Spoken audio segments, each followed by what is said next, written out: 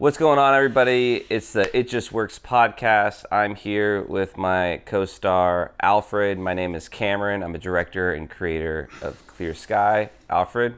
My name is Alfred, and I am a creative creator. Ah, yes. We're going with the new intro. I love it. Love it. It's fun. Yeah. Embrace it, baby. So if it looks a little different, it's because I'm in South Jersey. South Jersey. And I'm in California. I was thinking about saying a state after that, and it's really early for both of us because I have a shoot today.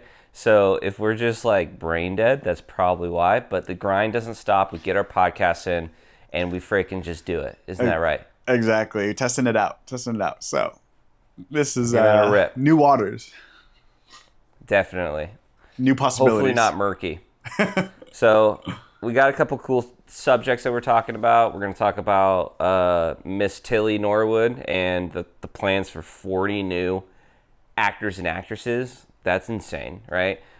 Stranger Things just dropped some controversy on the premiere, leading up to the premiere. We have Sydney Sweeney's movie tanking in the box office. We talk a little bit about her and her career and how it's kind of taken a nosedive. The Running Man is doing great in other news, which is just a good sort of story of how to do a sequel correct. We have the TikTok Creator Shop opening up huge possibilities for creators to make money. And then we could talk about microdramas and Alfred's favorite type of content, replacing human talent with AI. Surprise, surprise, right? So let's dive in to our girl Tilly. Our what a crowd favorite, Tilly. When that news came out, everyone was super excited. Wow, AI actors, we love it.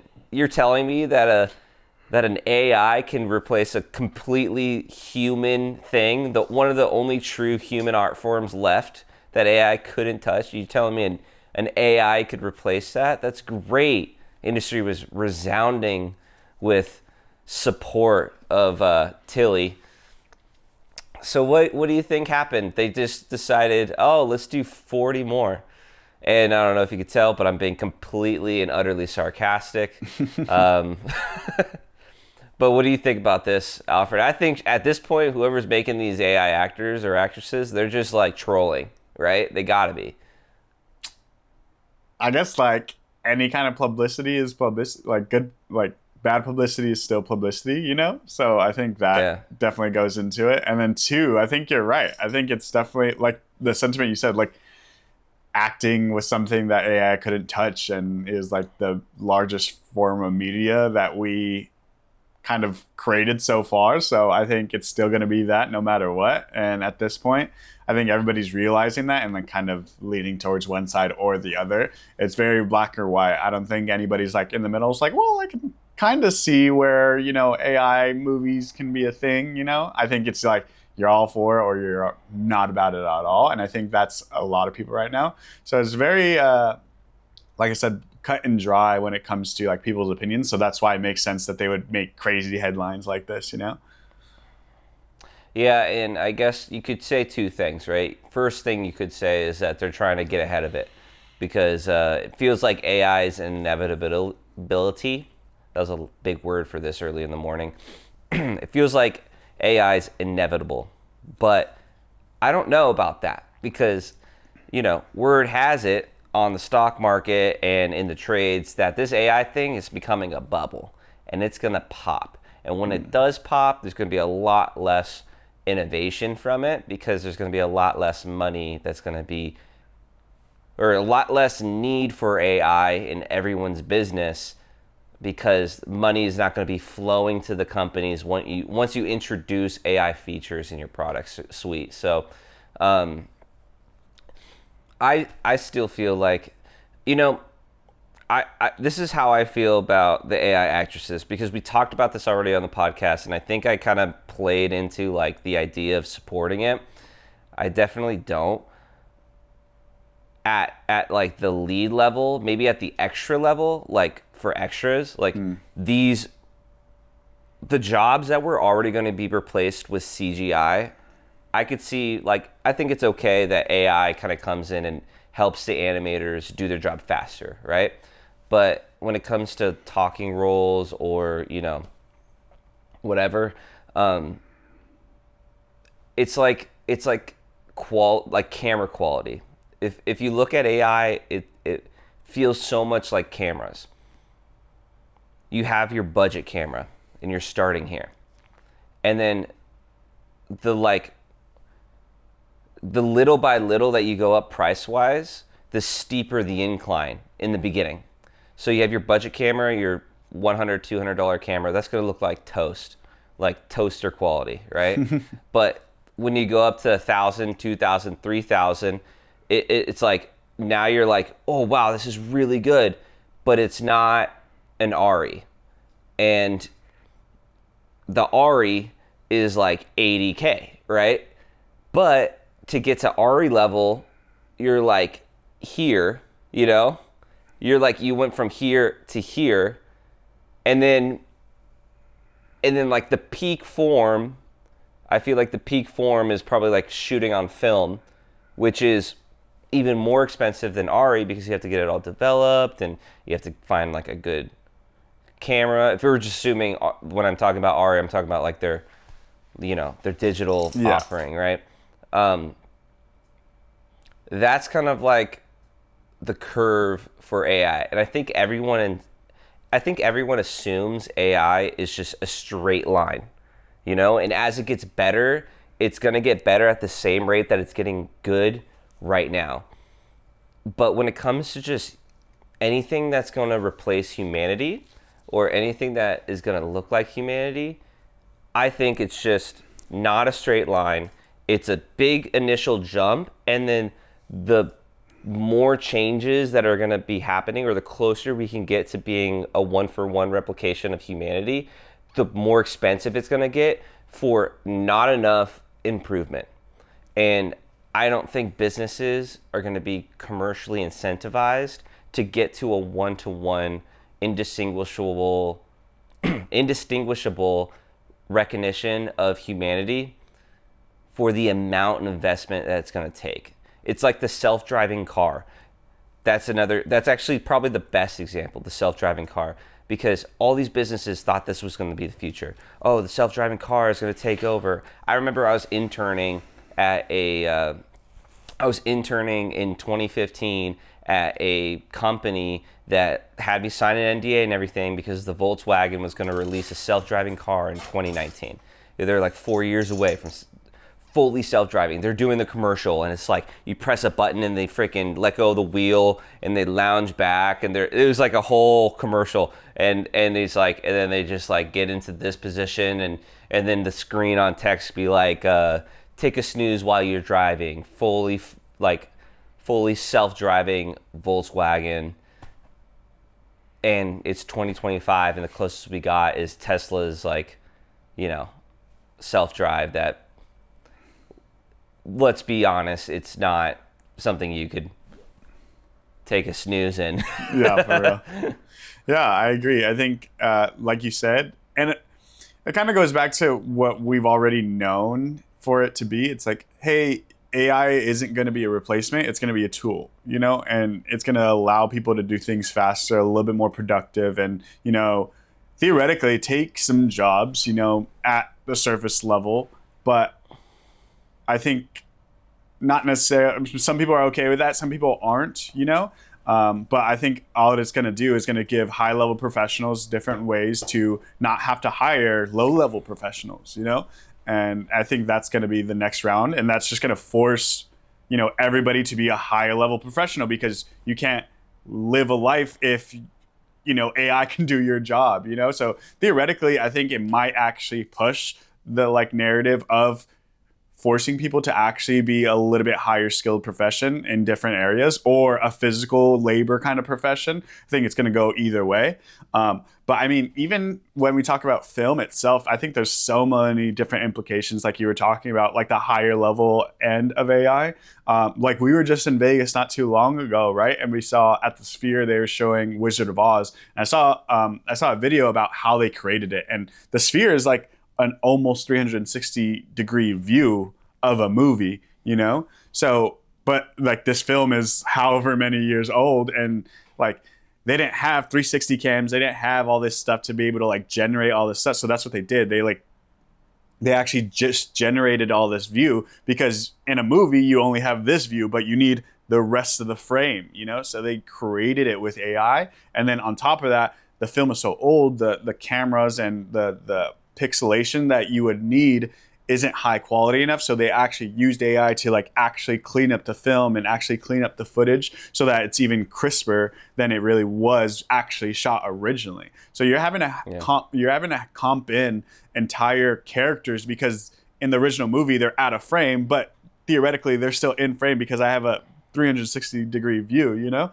So all these other things kind of went into it, and they kind of trained their AI because they have a whole movie of source material, you know what I mean? So all these creative ways to use AI has just only allowed this kind of reinvention of different forms of medium. And I think it's going to be amazing down the line when, you know, what if you can go to your local movie theater and go watch a 360 degree view of your movie, you know? And I think that is just opens up creativity and opened up new doors for not only filmmakers, but for consumers as well. But those are all really good points. Yeah, like that would be epic. We got to go back to Vegas and watch that, honestly. I'm surprised we didn't. I should have pulled the trigger. That's on me. I think tickets are kind of pricey. I think it was like $120 per ticket or something. Yeah. maybe next time we're in Vegas for work. Yeah. So any Vegas businesses watching, give us a reason to come out and shoot content for you. Exactly. Cool. Well, let's move on. Let's move on to something that Tilly Norwood is supposed to be invented to avoid. And this is a nice little segue that I'm giving myself credit for. Currently, Netflix is releasing Stranger Things, and there's a lot of things to talk about when it comes to Stranger Things. The first thing is that David Harbour and Millie Bobby Brown, that's the sheriff, can't remember his name, in the show, Hopper. I was Hopper for Halloween, and 11. They actually had some sort of on-set dispute where Millie Bobby Brown filed a report that David Hopper was harassing her or bullying her, and it leaked, right? And it just so happened to leak, a couple weeks before they dropped part 1 of their final season of Stranger Things. And what seems to me, because I just saw a video of Millie Bobby Brown and David Harbour on the red carpet taking photos together. This guy has known her pretty much her entire childhood, being on set. Like, you get to be a family when you do, especially if you're doing TV shows, because you're filming like multiple movies at once, and there's never really off days, especially if you're one of the leading members of the cast, which they both are. I can't see this being a legitimate thing. I think, and this is something that I see a lot that Hollywood does, instead of like marketing, they just come up with some sort of inflated like drama with their stars to try to gain a little bit of social buzz around whatever thing they're dropping. I think if this would have came out like a couple months ago, then it could have been more valid, but it's coming out weeks before the premiere, which is hilarious to me, because it's just like, it's so obvious that, like, how could you not see it? But what do you think about this? Like, I feel like, or how do you feel about people doing this? Let's not assume that this is what they're doing, but if this is what they're doing, how do you feel about it?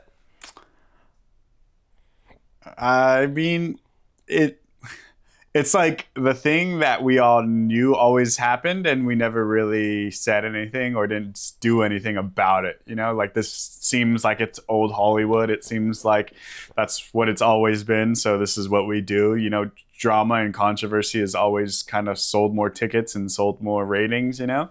So it's not like anybody's surprised by any means, but really it does kind of attest to like the world that we still live in. You know, I think we thought we were really kind of moved past and kind of innovative in, you know, trying to create a workspace where this is what we do, you know, it's a little healthier now and stuff like that. But these things still happen. You know, Hollywood is just a little bit more kind of creative when they do their thing, you know, and this is just kind of a blatant shot into the dark of like, hey, this is just Hollywood being Hollywood, and we knew this is what they do, but we just don't want to see it, and this is like too blatant, obvious to see it. So here it is, you know, and it kind of takes it at face value, you know. So I don't know. It's very hard to kind of be surprised, but at the end of the day, it's like it is slimy, you know. It is kind of like, why are we doing this? What are we doing this for? You know, like I get it, yeah. But at the same time, like, do we really need to do this in order to sell?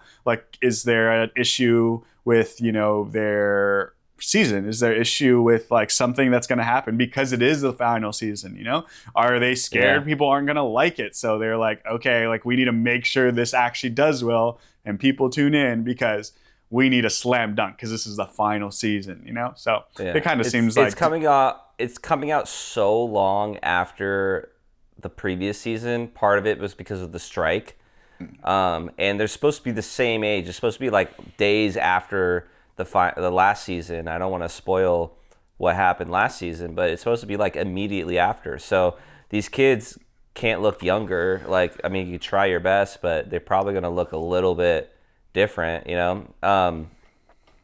But yeah, I agree with you. I think, I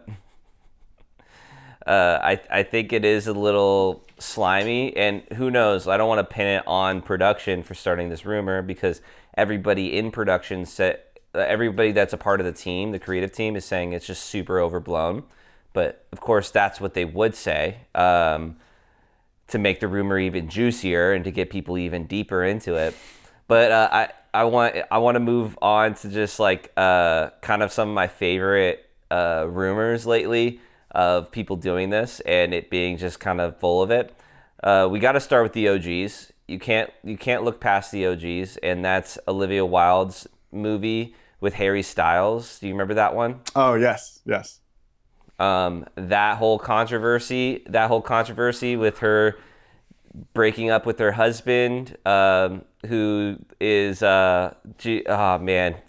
It's too early for me to remember names, but he played Ted Lasso. She breaks up with her and then she breaks up with him and then starts dating Harry Styles, and then Florence Pugh somehow is involved, and there's drama and there's just like weird tension because I guess Harry Styles and Florence Pugh were dating or something, and then Olivia Wilde started dating him, but they're like they're like married in the movie. What is that movie called though? Shoot. I don't remember. Man. It was like an okay movie, but everyone was obsessed with that rumor. And it turns out it wasn't that crazy. It was just, but everyone was obsessed with it. That's one. If I remembered the movie, it would be way better. So you got the Olivia Wilde, Harry Styles, and then you got Anybody But You rumors when Sydney Sweeney was engaged in the movie with Glenn Powell, the rom-com. There was rumors that they were dating and that Glenn Powell was a homewrecker and that Sydney Sweeney was going to leave her fiance or whatever, and they even played into the rumors at SNL, which is pretty funny. And I think literally the Olivia Wilde, Harry Styles thing worked so well that like all these other productions decided to just like make their little mini rumor.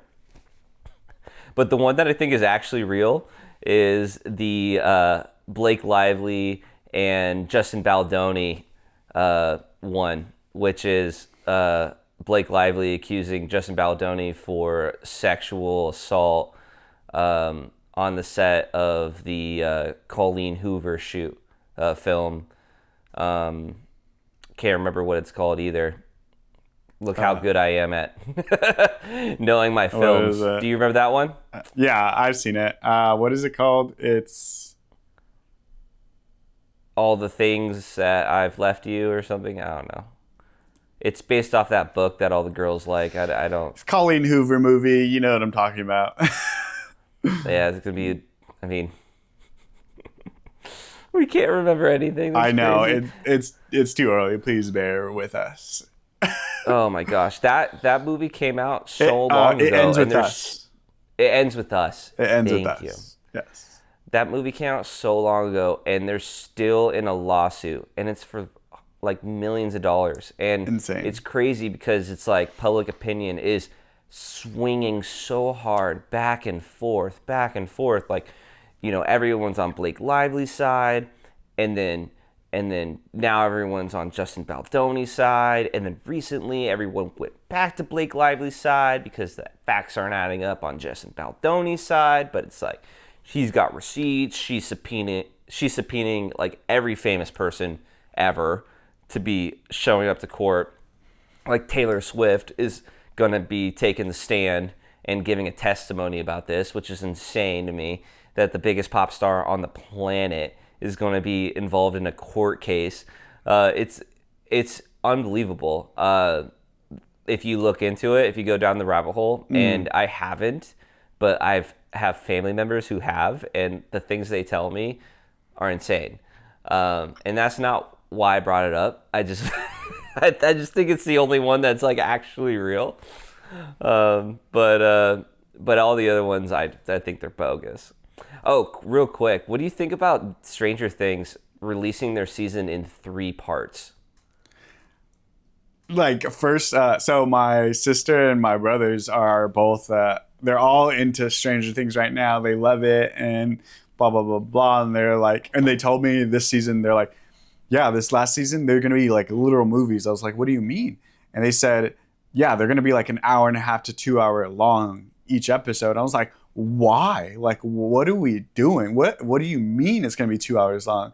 And then they explained it to me like, it's okay, it's going to be released in 3 parts. And I'm like, oh, okay. I was thinking like a 12 episode season of like 2 hour episodes each. And I was like, I'm not watching that, you know?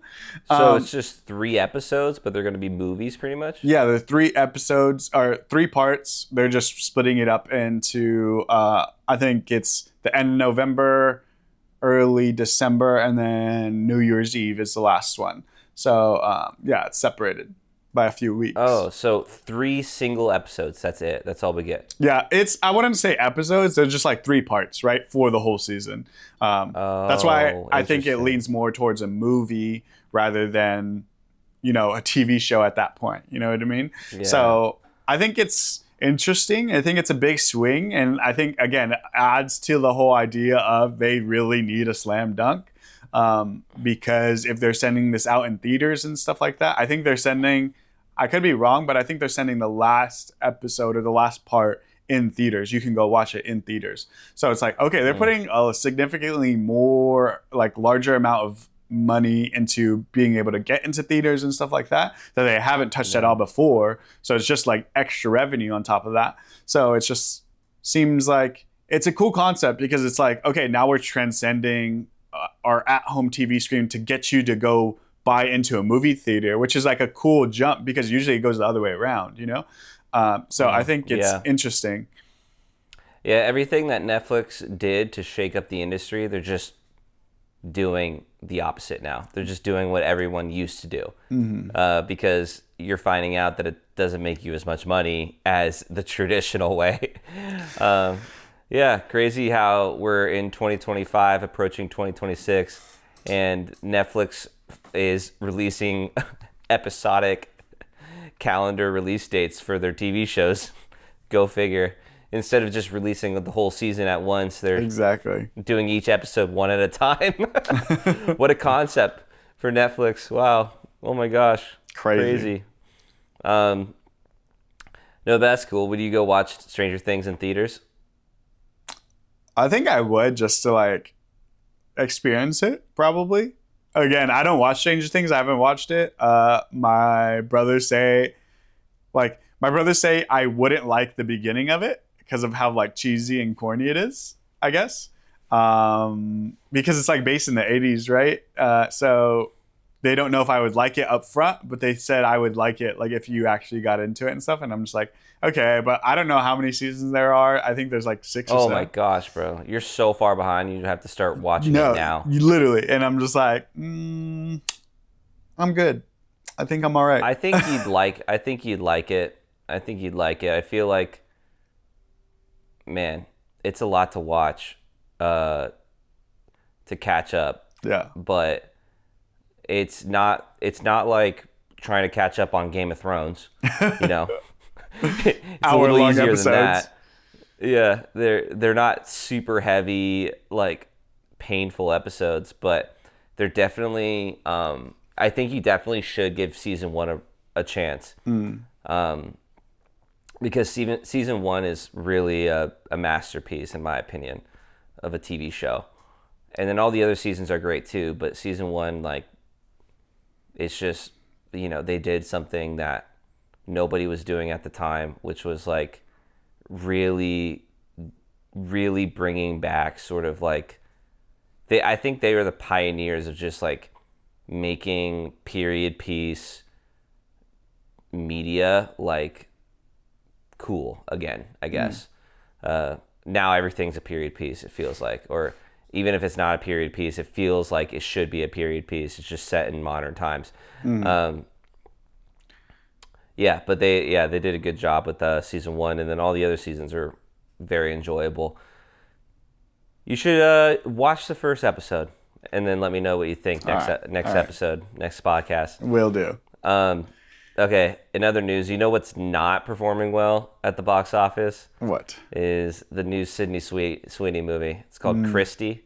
It's based off a true story of a boxer, a female boxer. Don't know much about the true story. Don't know much about the actual movie itself. It was very poorly marketed, but Sydney Sweeney bulked up for it. It was supposed to be her like big breakout film as a serious actress. It's probably going to be the first film, and based on the numbers, unfortunately, the last film where she's not like just only in it as like a sex icon essentially. And Thursday, the opening Thursday, in a 2,000 theater release, got $500,000 worth of sales. Yikes. It was the lowest performing weekend of any movie ever. Oh, dang. I think. That's actually crazy. That released in 2,000 theaters with that note. So I don't think any other movie has ever bombed harder with that big of a release. Which is kind of sad because I watched the trailer and I didn't think it was horrible. I just think it was a failure of marketing. But, if you're a movie exec and you're thinking about your next film, like, is Sydney Sweeney off the table now? Because it doesn't seem like she can carry it. I mean, like, I think about, again, since we were talking about like controversy and drama and stuff, like, oh, let's think about this. Okay, well, Sydney Sweeney is definitely like modern day, like sex icon, like proper, like that's her, So it would make sense that like Hollywood would want her to stay there, So why would they want her being an action star? Why do they want her making all these other movies, like all these, 2000s, 2010, lead actors like, The Rock or all these other guys? They went off, and the movies that they're doing now, it's not like they do crazy numbers. They just, make sense for them because they own production companies and they make money off of it and stuff. That's why they go do them. They're not the best movies. Okay, Sydney Sweeney also does that. Like, she owns a production company. She's a producer, and she's off doing her movies. She's probably one of the biggest stars in Hollywood, if I'm being honest. If you look at it, like, she's probably one of the biggest pulls in Hollywood. And you look at someone who's probably like comparable, but in the male genre, it's almost scary how uncanny of a similarity that this film and The Smashing Machine are when it comes to the type of film it is, a biography, a biography about a relatively niche character in the fighting space. The talent, which is you're taking like superficial actors and actresses, like The Rock is only known for superhero movies or giant blockbusters. He's not known to be a good actor. He's not known to be like this like guy that has much depth when it comes to his roles. Like you look at him and you already kind of have him figured out from a character standpoint. Same with Sydney Sweeney. It's just on the opposite spectrum. But the difference is that The Smashing Machine smashed the box office. This movie, like, tanking like no other.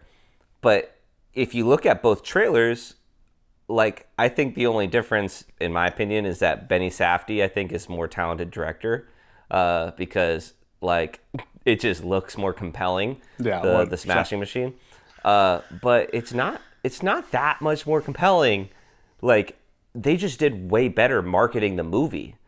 And then there might be some, politics, like the way that society sees women as opposed to men. Inherently, it's just like, it's harder to get a female out of the bubble of being a sex icon than it does getting a male out of the bubble of being a cheesy pro wrestler. But yeah, what do you think about it in that lens? Yeah, I think that's exactly what it is. I think, like I said, I think it's executives and everybody kind of telling Sydney Sweeney, hey, play your role, stay here. You don't go anywhere else, And I think that's what it leads off as. And again, she still does her producer stuff. She still has her own production company. Yeah, I think that's great. And I think, that makes sense in her situation. But as far as her acting roles go, I think it's Hollywood telling her, hey, sit down. You're here to play this role, and that's where you're going to play, and nothing else. So it's kind of going back to that whole Hollywood being Hollywood, and I'm not surprised, and this totally makes sense to me. I don't know if anybody else wants to see it that way, but I think it's exactly what it is. And it's unfortunate at the end of the day, because I think, potentially she can captivate different audiences and captivate different genres and stuff like that. And potentially has I haven't seen a whole lot of her films, but potentially has the ability to act in different avenues. You know what I mean? So I think it's kind of just holding off on her because of how much money she generates at the end of the day. That's all it is. How much money can you generate as a sex icon? And everybody's just basing it off that. Not even just her movies, her marketing, her how the things she appears in is sponsored by, all these other things. I think it always leads off as her being a sex icon, and it's just continue to do that, you know what I mean, until the next iteration comes through. Yeah, which is kind of sad, because if you're an actor or an actress, you don't get into this so that you could be a one-trick pony. Her career is turning into Marilyn Monroe-esque, where she can only get specific roles based on her appearance and look. And, she embraced it, and that's what made her a big star in the beginning, at least. And now it's kind of biting her in the butt, because when she wants to be taken seriously as a serious actor or actress, and honestly, I feel like I'm a little biased a little bit, because I only have a specific image of her from all of her previous work, that when I see her in this role, I can't unsee those characters. I haven't seen the movie, but I just watched Americana the other day, on the plane actually, and she's in that. And the other guy that's in it with her, is the dude. Man, he's the same guy that in the new Fantastic Four, he was the underground guy. You know what I'm talking about? Oh yeah, the Mole Man. The Mole Man, yeah, he's the Mole Man. I don't know that actor. He has a 3-name name, but he's He's great. He's really good. And I love everything he's in. And, I'm watching them, be in scenes together, and she plays this character that has a stutter in this movie, Americana. And I'm like, man, like, I can't tell if she's a good actress or not, because I just can't get over my pre-existing thoughts on what kind of actress she is, There was one. So I've been like one movie that I saw like a trailer for in theater was like it's like a slightly like thriller kind of horror vibe to it, and she plays like a babysitter and something like that, and they like tried to like make her not as pretty, like she's wearing like these big bulky glasses, like her hair's like kind of everywhere and stuff like that. So it was like, even at first glance I'm like, oh, I didn't know this is Sydney Sweeney until like you actually start to see her on screen, and you're like, oh, it's Sydney Sweeney. She takes off the glasses and you see her. So even in roles where it's like they're trying to like kind of play her down as Sydney Sweeney, they still need to emphasize that she's Sydney Sweeney, because that's how they sell tickets. You know what I mean? So it's kind of like jarring. But I mean, the film itself looked pretty good. I like horror movies, but does a horror movie necessarily say you're a good actor? Like, I don't think so. Like, that doesn't correlate, It's really about the storytelling more so than the acting itself, So yeah, kind of tricky for her. Yeah, I mean, I would say poor girl, but she's I think she's doing outrageously all right. rich and famous, so Exactly. Can't have too much sympathy. But let's look across the aisle at one of her co-stars, Glenn Powell, in Anything But You. It seems like Glenn Powell has had I've been watching Glenn Powell for a while because I just happen to like a lot of movies that he was in, including the Everybody Wants Some baseball film by Richard Linklater. He was one of my favorite characters in that movie. He was a pitcher with a mustache that was one of the seniors that was always stirring up trouble. Have you seen that? Everybody Wants Some? It's another movie to add to your list. Write it down. Take a note. It's great. Oh my gosh. But yeah, I love it so much because I played baseball and I just like get it, dude, Yeah. But his star was rising and has been rising for a while.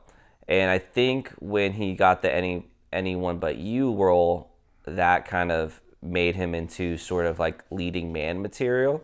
Like, his name's going to sell tickets now. And then since then, I don't think I've seen him in a bad film. Every film I watched him in has been great. And now he just came out with The Running Man, which is a remake of an Arnold Schwarzenegger movie, but it's directed by the legend Edgar Wright. It's getting raving reviews. It's got the Arnold Schwarzenegger stamp of approval. It did great in the box office. I think it says, 19 to 28 million opening weekend. I'm not sure what I think about the movie itself. I don't really get what the movie's about. I think they in the trailer are not trying to tell you too much because it's a remake and they don't want to like spoil what they did differently or whatever. But man, in Edgar Wright I trust, so I'm gonna watch that movie for sure. Every single movie he made I enjoy, and he's one of the most creative directors out there. Are you familiar with Edgar Wright's work and who he is as a director?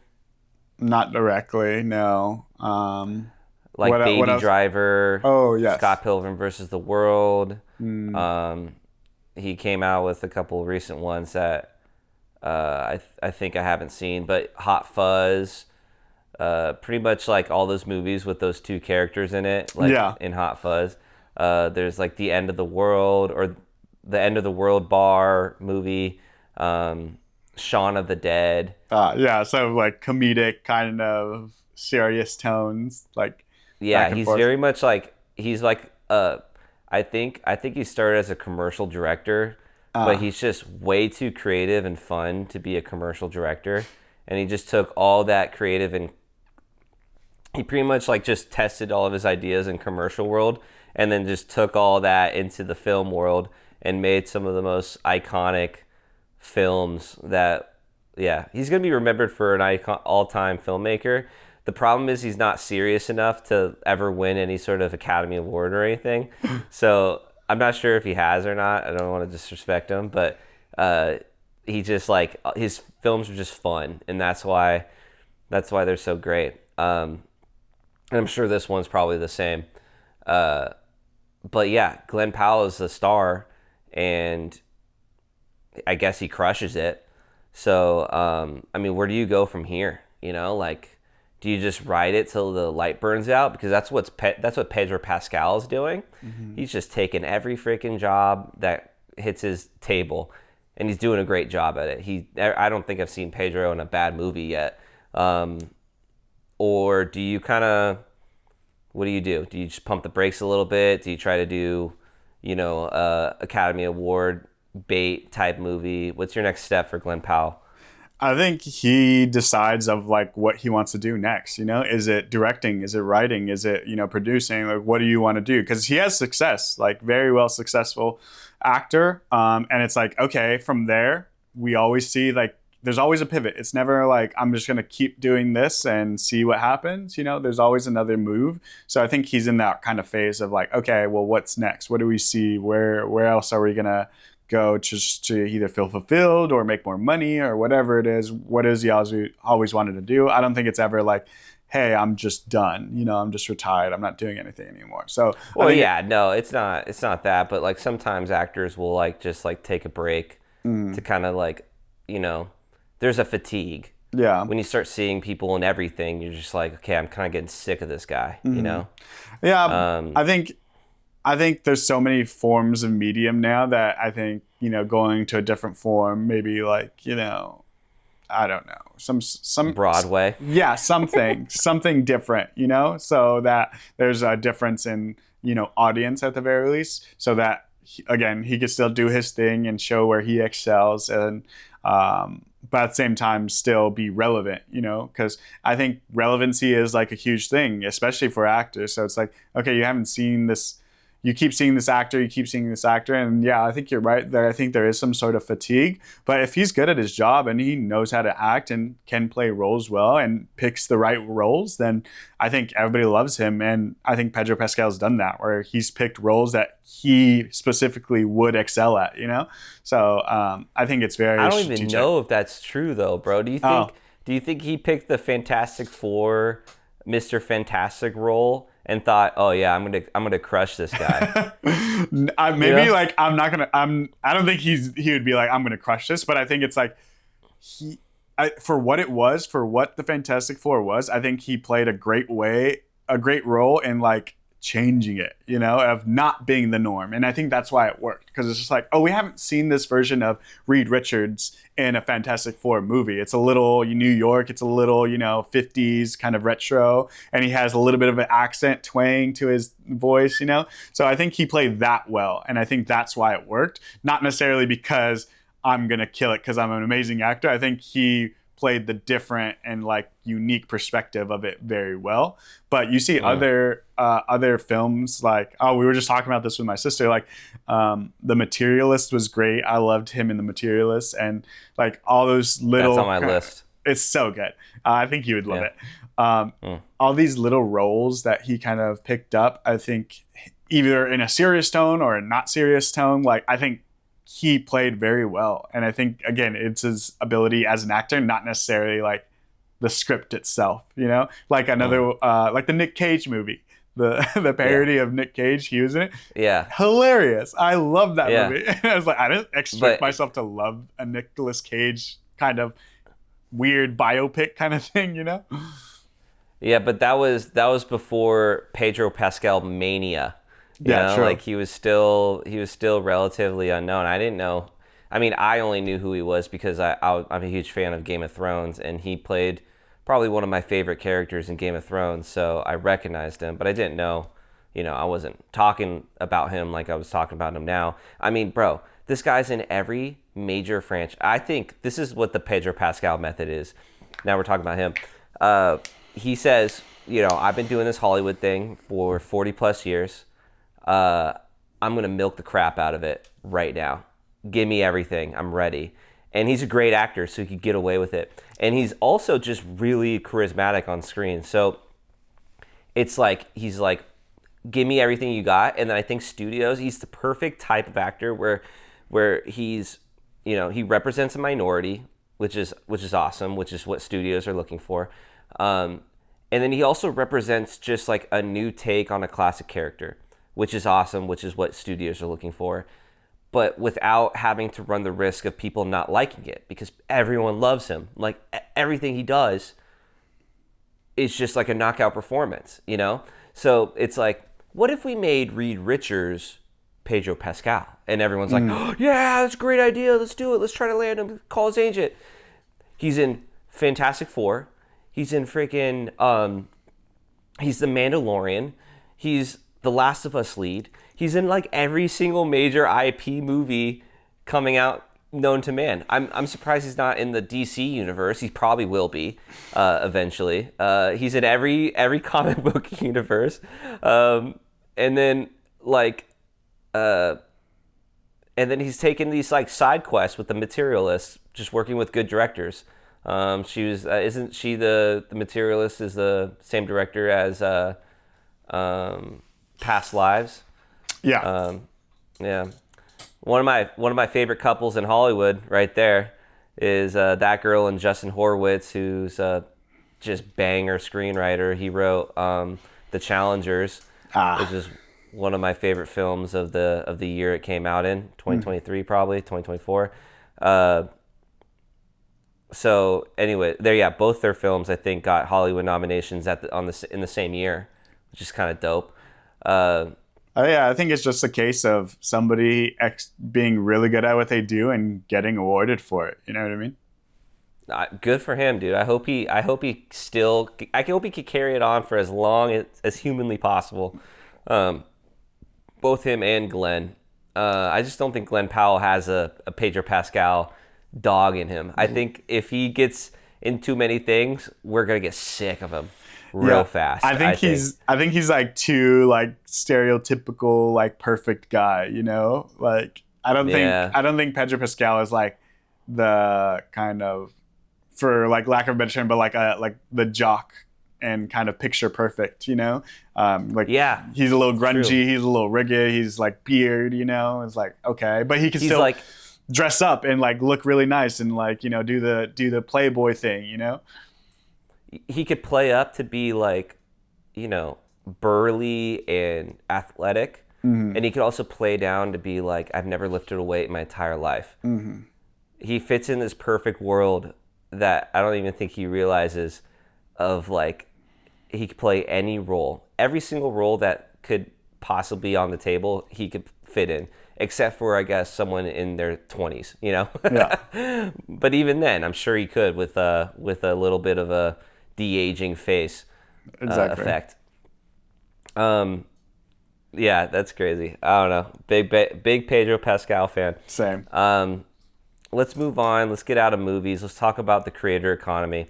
So TikTok is probably still one of the best platforms for creators. All I see online are headlines that YouTube, Instagram, Meta, X, they're all just suppressing views, changing their algorithms so that organic doesn't perform well. Whereas TikTok, and then also paying their people less,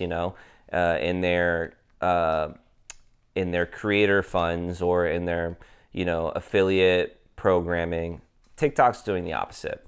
And unfortunately, I think TikTok is still seen as a platform where you can't really advertise on it, like you can't really market on it. But the thing that crushes is the TikTok creator program, or not creator program, but what is it called? Oh, the thing Shop. That crushes is the TikTok Shop. Yeah, and creators get like a huge affiliate percent off of any purchase of the item that they're promoting in their videos. So it's kind of like using TikTok's sort of favorable algorithm. They probably got one of the best algorithms out of any platform, because it's great for creators because they can go from 0 followers to 100,000 followers if they make just the right videos, because TikTok's so smart at like figuring out if their video is good or not, and if it is, like blasting it to everybody. And then at the same time, it's good for users because they get just like so extremely targeted. They're seeing exactly what they want to see. Or, maybe that could be not so good for some people. But it doesn't work for ads, because I feel like when people go on TikTok, the last thing they want to be is fed kind of the same ads that you're getting on Instagram, on YouTube, etc. But when you do the TikTok Shop, those are almost never ads. They're just creators saying like, boys, look what I found. These shirts, like, they're so stretchy and they fit right on my body, and you think these cost $100, right? I can't believe these only cost $50 at the TikTok Shop. Use my shop code down below and blah blah blah, order. And creators are seeing $30,000 to $100,000 in payouts monthly from this. Like, the opportunity could never be better than right now going on TikTok and just finding a few good products that you think would sell well and just like blasting the crap out of it. Just making 100 to 200 videos about that same product. I literally went on a page, and this is like a little TikTok rabbit hole that I explored down, and it was just the one page. It was just advertising a flashlight. It was the easiest advertisement I think you could possibly do, and it used the same audio, so the same voiceover every single time, just different video clips. So it was like they were A/B testing their ad, but in organic TikTok fashion, where they're just posting over and over and over and over again, because you don't get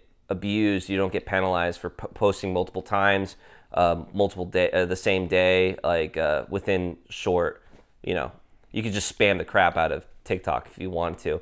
And it was showing the old flashlight and in a really dark street, and then the new flashlight they're trying to sell, and it's just like, like just you see everything, and I'm sure they're probably crushing it on that, because like I thought about buying that flashlight and like, dang dude, this is freaking bright, and that's what everyone's looking for in a flashlight, just a super bright exposure, and it could go wide, it could go narrow, but they started with like a faceless one where they just did the regular flashlight, and the bright one, they had a girl in it that was showing you.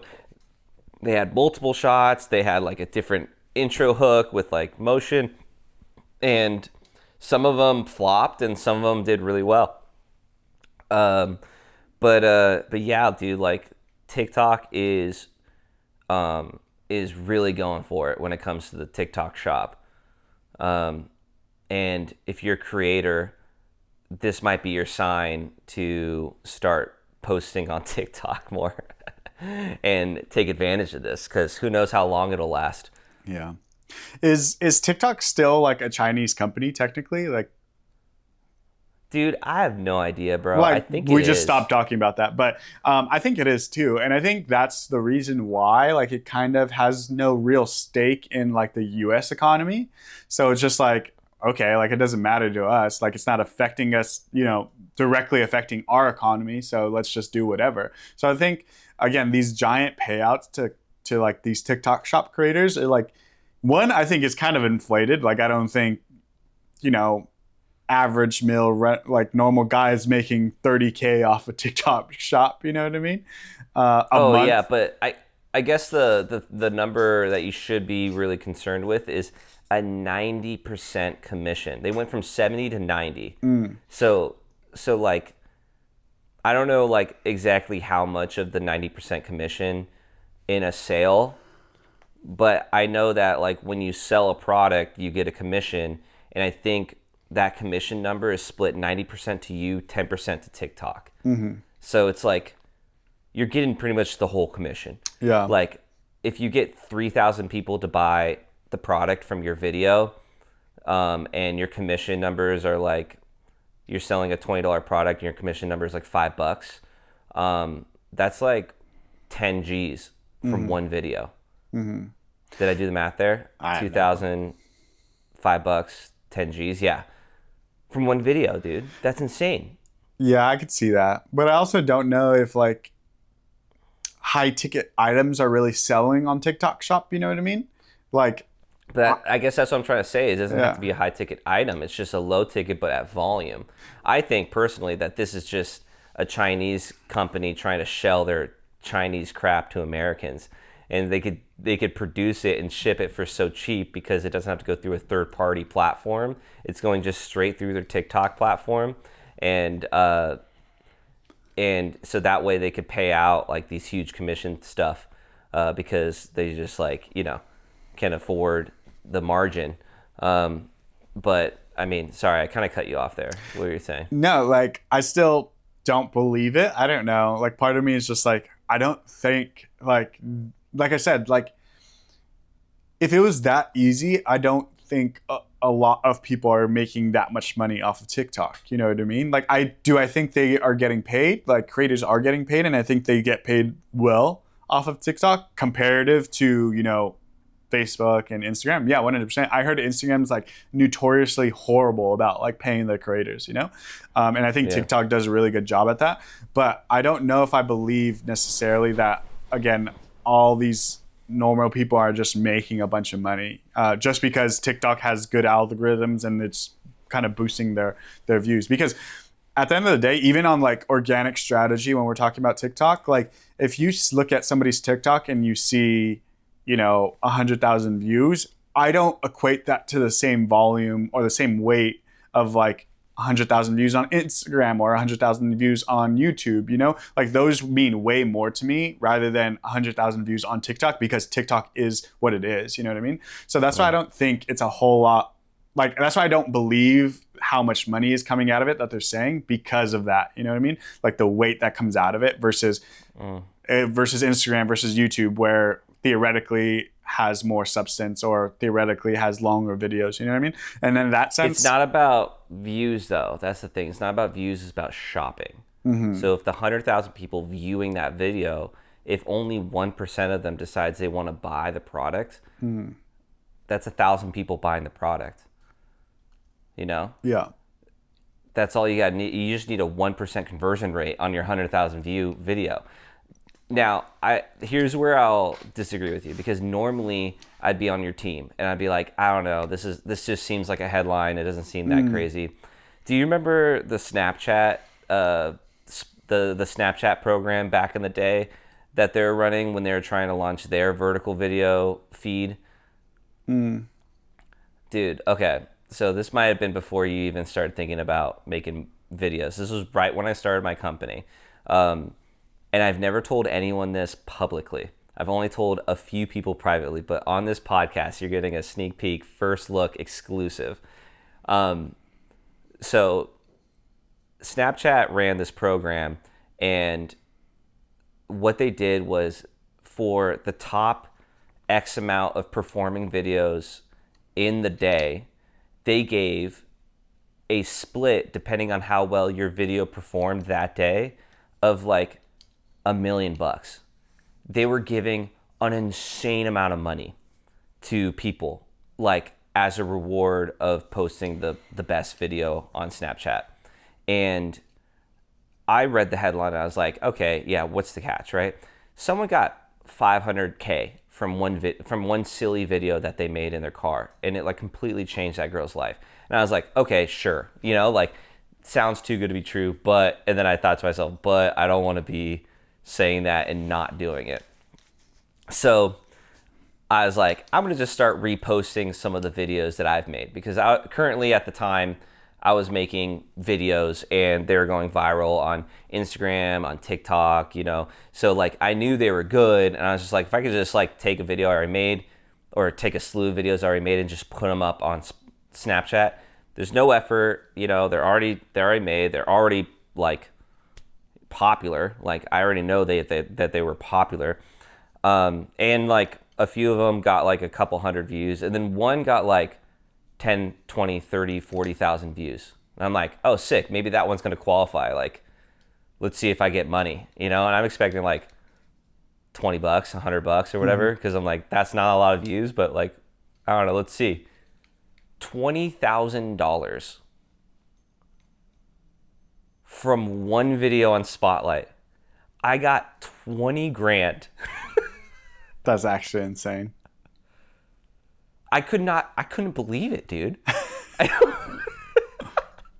I literally called my wife and I was like, Danny, I got 20 grand from a video on Spotlight on Snapchat. And she's like, quit your job. This is what you do full time now. Just keep going, keep making content, keep crushing it. Look, we're making a career out of this now, babe. And I'm like, I don't even know if I could do that again, Yeah. And then I tried more, right? Just tried creating more and more content. But like, I caught it at the very end of this sort of like thing. And the people that crushed it on Snapchat were the ones that caught it early and did just massive volume and knew exactly what people were watching. And there's this guy that like was famous for this kind of stuff on the Snapchat platform. His name was Cameron or Cam something. And all he would do is just like put Mentos and Coke and be like, oh, and he wouldn't like say any words. You just do like something that like made it seem like there's a big mess or like do like some sort of thing where it's like you watch it and you don't know what's about to happen. Like he would like put a bunch of Mentos in, close the thing, and then throw the Coke bottle down and it goes shooting whatever. He was making millions of dollars a day, and he's buying all these crazy cars. It completely changed his life. He probably doesn't even have to do anything anymore. He probably still is doing stuff for Snapchat. But all I'm trying to say is that sometimes I feel like, especially with these tech companies, they're all in competition against one another. And if you're not doing something that's going to make you sort of incentivize creators, which is the lifeblood of your platform, if we're just going to be completely honest, then they're not going to do anything, right? And they're not gonna be on your platform, and then people are not gonna be on your platform watching the content because the good content is not there. So TikTok it's always been an uphill battle for TikTok because of that stereotype that you just said. 100,000 views on TikTok doesn't mean the same as Instagram and YouTube. It was great back in the day when TikTok was trying to promote, because like they became the platform that was like you can go viral and have followers instantly, immediately. It was like a gold rush of influencers from TikTok. But now they're trying to combat that problem where it's like if you have 300, 400, 500,000 followers on TikTok, how many Instagram followers do you have? That's the true number or the true influence that you actually are, not your TikTok following, which I don't feel like is true necessarily, especially today. But this is, I see as a way that they can combat it, mixing commerce with supporting the creators in a financial way. Yeah, I don't know. Sorry. I feel like I still just disagree with it. Like just disagree with the premise itself, because when I think TikTok Shop creators, it's literally like anybody can try to advertise just whatever product, you know what I mean? And it's not necessarily a creator. You can go to their page and they're just doing the TikTok creator shop thing and not necessarily just making content or being like a personality or anything like that. So that's why I don't really, my opinion is like, I don't like it, because of that very reason. Because it's just like, this is just a cash grab for you. You're not actually supporting the platform itself or supporting, creatives themselves. You're just trying to make your bag and then get out, So, and we all know how I feel who cares, though? But you know how I feel about like taking advantage of creatives because because platforms are trying to help creatives and people taking advantage of that, Same thing with, the short film thing, the Chinese, micro dramas, right? Same exact thing with AI content. It's just like people are taking advantage of things that are meant for creatives and trying to make creatives a profession in today's world, because it should be a profession. It is a profession, but there's other people that take advantage of that and use that just to make money when theoretically that's not their profession, Full circle moment. Let's talk about those microdramas. AI is coming for your job, Hollywood, if you want to be in a microdrama, which I feel like everyone's dying to be in one. Sarcastically, he says. they're looking to cut down on production costs by using AI to write scripts and potentially AI actors or just AI for effects.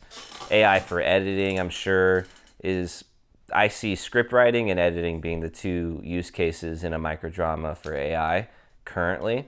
But I mean, is this a bad thing? I think this is a pretty good thing, because, and I'll tell you why, because microdramas they're popular, and it doesn't seem like they're gonna go away. But if they start using AI, maybe they will, because it's not going to be that good. But it's just like sort of, it feels like this race to just see how cheap you can make content these days, that can replicate or replace TV shows and movies. Because there's so much money in those platforms, in a TV show and in a movie. There's so much money there. But like, in order to make it work in the type of medium that these microdramas are doing it in, you need to make it, micro hook, captivating. The scripts have to be just super overinflated, popcorn level, and then also you need to have some capital to fail. Like, you need to make 300 and one is like a big winner, so like volume is important, I think, in this industry. And the thing that's going to help with volume is production costs being as low as humanly possible. But I mean, what do you think about you have probably huge opinions about the industry in general, but if you could just talk about just what do you think about AI being introduced now? Yeah, like you said, I think it's just a race to the bottom at the end of the day. Like, you're trying to make it for the cheapest. And I think every industry goes through this exact process. It's like, let's make it for cheaper because we're making so much money right now. Let's go make it for cheaper so that we can have more margin, So I think they're just going through that process right now, and they're going to quickly find out that it doesn't work. And even on top of that, like, I guess, like, you're right, like, volume is a big thing, and that there are going to be failures and stuff like that. So, but again, their budgets already comparative is fairly fractional, you know what I mean? So the fact that they just want to continue getting cheaper and cheaper and cheaper just means, again, it's just like a money grab at the end of the day. And I think it makes sense on a business aspect. I think it doesn't really play out when you're talking about like creator economy or the longevity of microdramas at the end of the day. And I think it does lead to a conversation of like, well, this is just going to fizzle out and it's not going to make us as much money. So it might,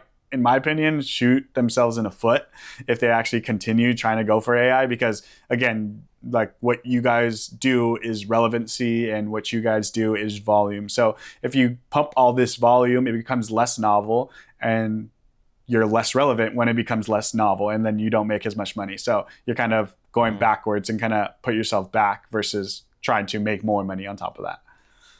I would disagree with the volume being not the good strategy. I think you need more volume. And it's not because of the novelty aspect. It's because it's like they're not good. Everyone knows it. Like, these things they're producing are not quality. So really what you're looking for is just figuring out which one resonates with people in that mysterious way, in that mysterious kind of formula of the mixture of like compelling enough that you can overlook the negative qualities of the show or drama, essentially. And you're not going to find that unless you do volume.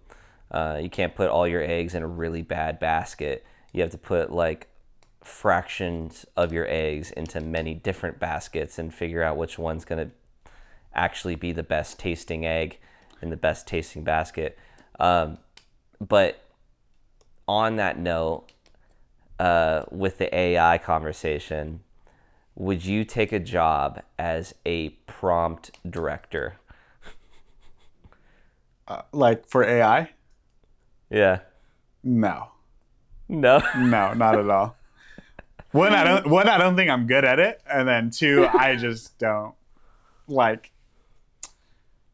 Again, we listened to that interview of like the director that was on this, right? And there's like, he said like his name's not on it. Like he has no connection to this. He just physically made it and then just left. So it's like if I'm making something, like I'm gonna put my name on it and like put it out into the world, let it be known that I made this. You know what I mean? So again, that I think there's already a disconnect in this world already. It's like I don't want any part of this. So that's why I definitely would never take a job that would, again, be connected to microdramas and any point in any situation.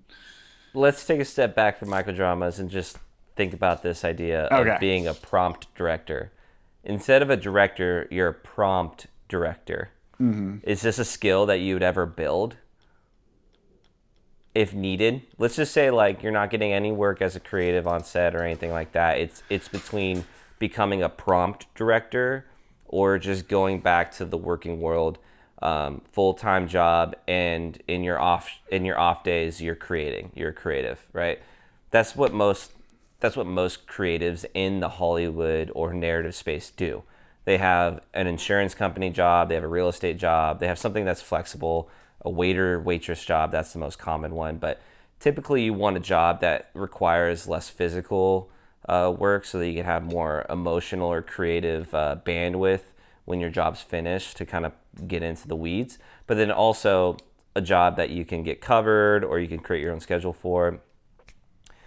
Like your two options are, one, you get a job that have nothing to do with creative, and then focus all your time and energy on creating Hollywood stuff. And this is just a hypothetical, right? The second one is you become a prompt director on stuff that you probably don't care about if you're being a prompt director. And then you take the time after you're done being a prompt director to work on stuff that you do care about. Which path are you taking? I think I'm still going normal job and then do stuff on the side. And the reason for that is because if I'm going to work and I don't like what I'm doing, at least it's not creative or in that kind of avenue of creating. You know what I mean? It's disconnected from that. My normal job is disconnected from what I do on the side and being creative, so that I am rejuvenated and I'm excited for this. It's not just like, oh, I'm creating again, you know? And I think that definitely plays a part, at least in my brain, of like, hey, like I need to step away from being creative for a bit to be able to be excited to be creative. And I think that's very important for myself. So if my normal job is just creative, but I don't like doing the creative thing, then I don't think I would have juice and I would have like the mental capacity to be, again, excited to go back and create my own stuff, you know? Because at the end of the day, it's too similar, it's too connected to be like, it'll fade over and it'll feel like there's some sort of connection there versus just separating completely. You know what I mean? True. Yeah, I think I would probably be a prompt director. I'm taking the other side.